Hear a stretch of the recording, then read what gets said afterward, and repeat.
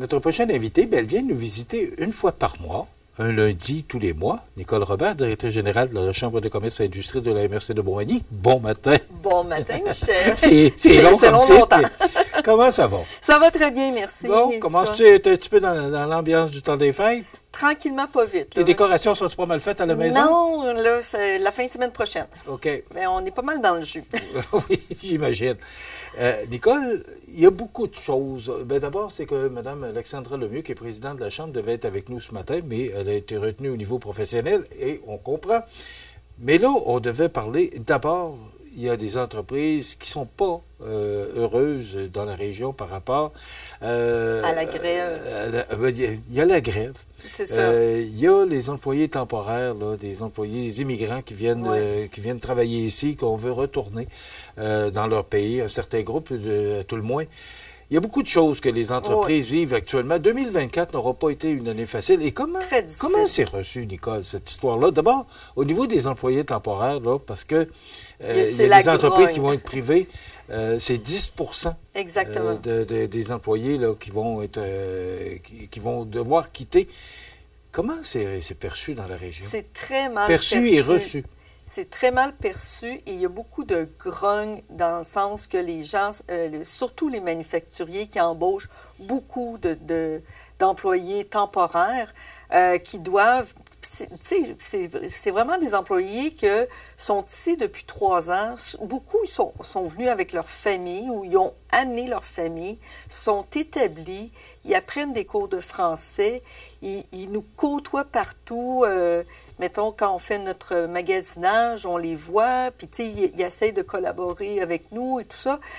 Et là, on se fait dire qu'il y a 10 de tes employés temporaires qu'ils doivent s'en aller. T'sais, pour une entreprise là, qui en a 5 travailleurs, c'est très difficile. Puis souvent, c'est des expertises. C'est pas quelqu'un qui vient ici puis qui va être saisonnier puis qui va faire telle affaire. C'est des employés qui ont été formés pour faire fonctionner des grosses machines. Ou des employés qui sont formés pour poser des vitres dans un système très compliqué. Alors, tu sais, là, on dit, ben là, c'est parce que tu as l'étiquette temporaire, ben là, il faut que tu t'en ailles. Mais tu sais, tu as quand même une expertise qu'on ne retrouve pas ici. Puis c'est ça, la grogne de la plupart des manufacturiers, puis d'autres commerçants aussi, c'est que on est mis dans le même bateau que Montréal puis Québec. En fin de compte, là. Mais pourquoi on trouve que côté région, ben, on se fait massacrer dans le sens qu'ils nous retirent nos bons employés qu'on a formés après 3 ans. C'est ça, en plus, ils ont dépensé tellement d'argent pour les faire venir aussi parce que ça coûte cher pour un manufacturier ou un autre employeur qui désire d'avoir, mettons, si je regarde Emballage LM, qui ont fait venir des Philippines plusieurs employés, ça coûte cher, il faut que tu les loges, il faut que tu les encadres, pour que ça fonctionne bien. Puis ça a très bien fonctionné, tellement qu'ils désirent rester ici. Puis ils sont intégrés, ils sont là, intégrés. Puis l'entreprise, elle, bénéficie de l'expertise de ces gens-là, puis là, ben, on s'est habitué à ces gens-là, et là, on va les perdre. Alors, c'est pas... Non, c'est pas Jojo. Puis le préfet de la MRC, qui est aussi président de Emballage LM, il n'est pas très content. Fait qu'on essaie de trouver, puis là, on travaille beaucoup avec la TREMCA aussi, on travaille avec la Fédération des chambres de commerce, on essaie de faire bouger le gouvernement par rapport à ça. Puis, tu sais, l'immigration, c'est 2 paliers gouvernementaux. Là, fait que c'est autant provincial que fédéral. Alors, il y a une partie que le provincial peut toucher, mais c'est cette partie-là aussi qui peut faire la différence entre région et Montréal-Québec. Mais c'est majoritairement fédéral. Puis en plus, c'est qu'on a cessé de donner des cours de francisation. En plus. Donc, pour les familles de ces gens-là, pour apprendre le français. Et là, ben, il y avait justement une manifestation devant le Parlement en fin de semaine à ce niveau-là. Il me semble qu'on frappe sur le clou, là, pas à peu près, là, Ouais. depuis quelque temps. Là. C'est ça. Puis, Et on avait donc besoin de ces immigrants-là. tout Hein? à fait. Ouais. Puis tout le monde s'était habitué à ça. Tu sais, on était rendu là dans l'acceptation, tu sais, d'avoir des personnes différentes. Alors ça, on est sur ce dossier-là, puis on travaille très fort. On utilise beaucoup notre côté lobbyiste pour travailler fort là-dessus. Et c'est aussi pour la grève de Post Canada. Ouais, ben, vous avez émis un communiqué là, la semaine Oui. dernière à ce niveau-là. Ça met ça aussi des entreprises en difficulté, des gens qui utilisent encore Tout Post à fait. Canada pour les chèques, les contrats, peu importe. Là, Exactement. L'informatique n'est pas partout. C'est ça. Puis si je parle de région, c'est sûr que quand on est à Montmagny, que les FedEx de ce monde passent, les Canpar ou je sais pas trop, qui passent, ça peut être correct, surtout quand on est membre de la Chambre de commerce, on peut avoir Flagship qui nous permet d'avoir jusqu'à 70 % de rabais sur les colis. Alors, c'est quasiment similaire. Là. Savon Montmagny a travaillé là-dessus. Là, elle a vu une petite différence. Elle réajuste ses affaires le temps de Post Canada. Mais je regarde, Bistrot d'Érable, il y a peut-être un transporteur qui arrive là, mais À Sainte-Lucie-de-Beauregard. à Sainte-Lucie-de-Beauregard.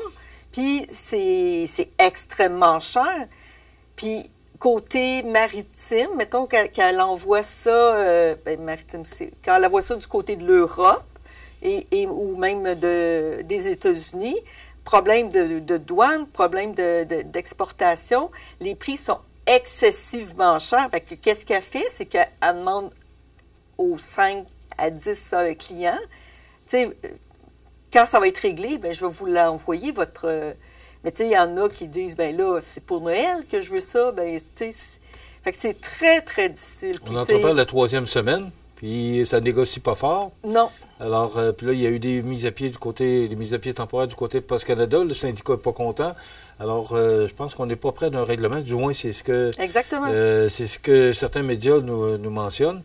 Donc, moi, mais là, il y a une bonne nouvelle, la TPS. Ben là, bonne nouvelle.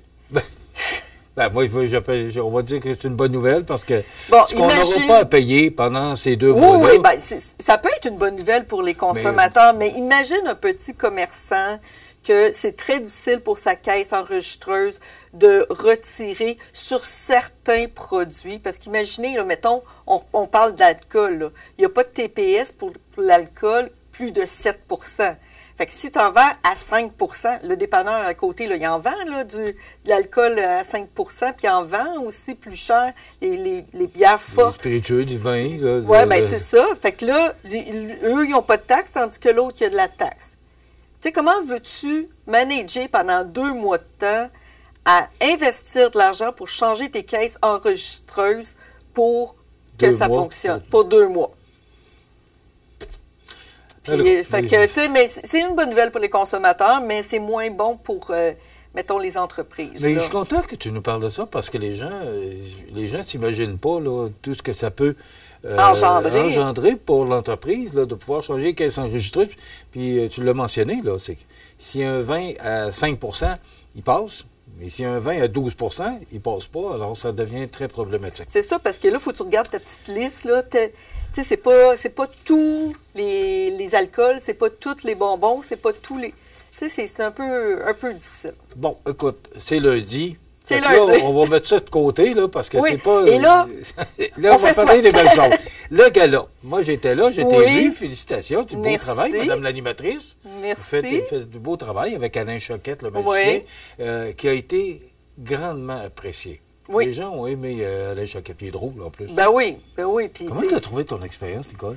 Ben c'est sûr que le premier 5 minutes, là, j'étais un peu stressée. Là. J'ai même dit une flûte au lieu d'une trompette pour qu'est-ce que Mathieu Rivet a fait.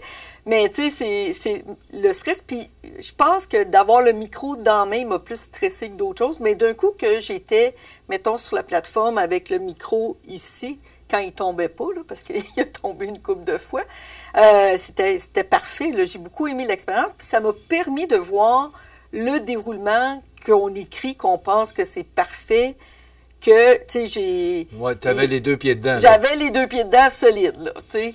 Fait que ça a bien été. Bonne nouvelle, l'année prochaine, on met ça le 13 novembre. Et c'est l'animateur Alain Choquet toute seule qui va être là. Parce que j'ai pas assez de membres, pas de membres, mais de personnel avec moi solide, tu sais, pour gérer tout autour. Tu sais, j'étais sur la scène, puis je voyais, tu sais, fait qu'à un moment donné, j'allais... Tu sais, entre les deux animations, il fallait que tu ailles... régler des affaires. Oui, c'est ça. OK, fait que là, ça veut pas dire que je le referai pas à un moment donné, tu sais, parce que j'ai quand même aimé mon expérience. D'un coup, que je me sentais plus à l'aise, là, tu sais, puis... puis quand je me trompais, ben, je lançais une petite blague à travers ça, tu sais, puis... Et les gens... moi qui est animateur professionnel, qui fait ça tous les jours, les gens ont moins le pardon facile quand tu te trompes. Mais pour des gens comme vous qui faites ça juste à l'occasion comme ça, les gens comprennent. Puis, oui, c'est ça. J'ai eu tellement de félicitations par la suite et tout ça. Mais là, c'est ça, avec Alain, on a fait un brainstorming, aussi, un débriefing, excusez, et on a regardé, on a brainstormé aussi pour l'année prochaine. Et là, il dit, regarde, ça me dérange pas, tant que tu n'as pas une équipe solide, l'année prochaine, je pourrais le faire au complet, tu sais. Puis, oui, puis il est bon pour le faire. Il est bon, puis il écoute. Puis il parle de nos entreprises. Fait que ça, je trouve ça bien parce que moi, je le feed aussi là, là-dessus. Mais moi, j'ai trouvé qu'il était, justement, il connaissait, comme s'il était de la région. Je trouve qu'il s'est intégré très rapidement. Et je pense que ça a été grandement apprécié. Puis en plus de ces tours de magie, là, que tout le monde a bien ri avec ça, là, quand tu nous as fait découper des oui, petits ça, papiers. j'ai rien compris. Non, c'est moi qui les ai imprimés, ces affaires-là. C'est moi qui ai choisi les images. Tu sais, mais c'est ça, j'ai rien compris. Ouais, t'es un magicien. Ah, c'est ça. OK. Maintenant, ça va pour le gala. Allons-y pour le Cyber Lundi T-shirt. Oui, c'est que, vu j'ai fait aussi le Vendredi Noir, puis là, c'est le Cyber Lundi. Nos T-shirts qui sont habituellement à 40 $, on les met à 20 $ jusqu'à ce soir. On peut-tu le montrer? Oui. Qu'est-ce qu'il y a de particulier, ce T-shirt-là? C'est un T-shirt Poche et Fils avec notre logo. OK. C'est une poche spécifique que Poche et Fils, une entreprise québécoise, nous a fait. Fait que on a notre beau logo ici qui représente, on voit l'île aux grues, on voit la représentation des montagnes et tout ça. Très bonne qualité, vous pouvez le mettre dans la laveuse sécheuse, puis il va rester bien. Là, c'est vraiment, la poche est cousue à la main. Bon, et pourquoi que la Chambre de commerce vend des T-shirts? Bien, c'est un objet promotionnel. Moi, je vois souvent, mettons, un conseiller de la SAC qui le porte fièrement. Des fois, j'arrive à un autre endroit qui le porte fièrement. Ça fait parler plus en tant que tel. Puis, au début, on les avait achetés pour en donner, oui, en vendre, mais ça permet aussi d'avoir du bénéfice là, aussi là-dessus. Là. Oui, c'est une petite promotion pour la Chambre. Une petite promotion, et c'est ça. On a besoin d'avoir des outils promotionnels. Et une autre affaire de cyber... On a besoin d'avoir des outils. C'est ça. Décidé. Oui. Cyber lundi pour notre événement du 5 décembre. Ça veut dire qu'aujourd'hui seulement, l'événement est à 20 $ au lieu de 24 $. L'événement du 5 décembre, on s'est allié avec le CAM, Action bénévole Montmagny-Lillet.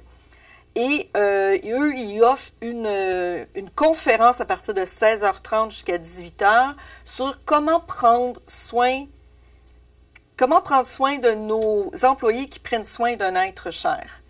Donc, ça veut dire les proches aidants. Donc, c'est une bonne conférence. Par la suite, on a un 18 à 20h pour cocktail et bouchées. D'ailleurs, Mme Élise Guimond sera ici jeudi pour nous parler du Centre d'action bénévole, parce que c'est la journée vendredi. C'est la journée des bénévoles. Je n'ai pas le titre exact, là, mais... C'est ça. Puis nous, on le fait le jeudi le 5. Ça, je trouve ça extraordinaire qu'on puisse porter le câble. Oui. On s'est alliés ensemble. Puis, ça va être style réseautage et musique avec DJ Louis Lachance qui va être là. C'est au pavillon communautaire Espace Citoyen. Donc, pour 20 $ plus taxes, le prix aujourd'hui, demain, ça va être 24 $. Vous avez une consommation plus des bouchées que IGA va nous préparer. Et c'est l'événement de Noël, du temps des fêtes. C'est l'événement de Noël. C'est notre dernier événement. Puis, en vous espérant nombreux. Nicole, on ne se reverra pas d'ici les fêtes parce que tu vas revenir en janvier. Je te souhaite de joyeuses fêtes. Merci, toi, joyeuses ton fêtes. équipe, la famille. On va vous souhaiter de joyeuses fêtes. Merci. Et Joyeuses on se retrouve fêtes à en toutes 2025. On se retrouve l'année prochaine. C'est ça. Merci beaucoup. Merci. Nicole Robert, directrice générale de la Chambre de commerce. Dans un moment, on parle d'actualité.